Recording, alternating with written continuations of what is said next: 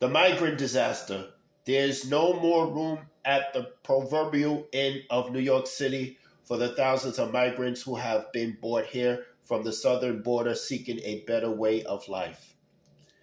Shelters are teeming to the point where hotels are now being used to house the displaced migrants from South America by the way of Texas.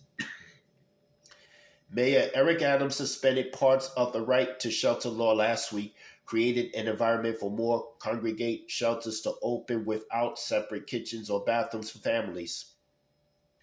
The Adams administration is so hard up for shelter space that it's now turned into school gymnasiums to house migrants on a temporary emergency basis, and that has angered the impacted school communities. The situation is not This situation is nothing short of a humanitarian disaster for New York City, and it's long past time for the Biden administration to step in and declare a federal emergency.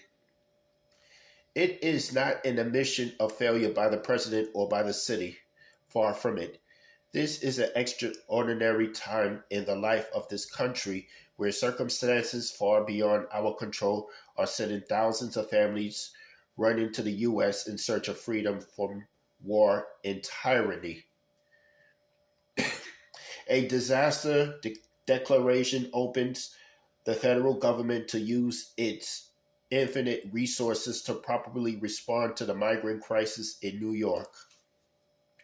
Much like we saw during the COVID-19 pandemic in 2020, the government can establish large emergency shelter spaces and large facilities to temporarily and properly accommodate migrant families while connecting them towards independence. New York City and state would also be able to receive billions of dollars in compensation for past, present, and future services offered to the newcomers.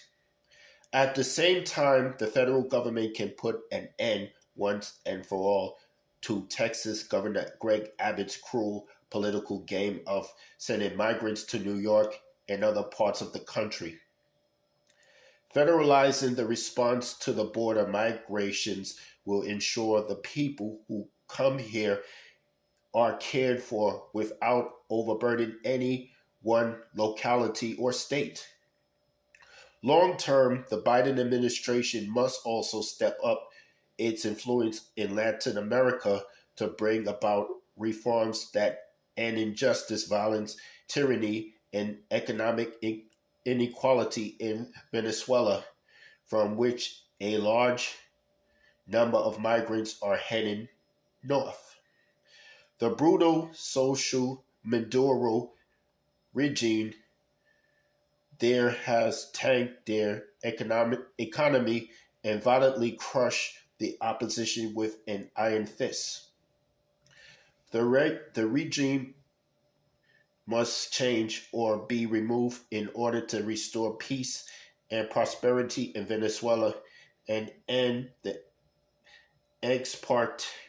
expatriation movement. For now, though, the focus must be on resolving the migrant crisis in New York, which has evolved into a disaster that only the federal government can help abate.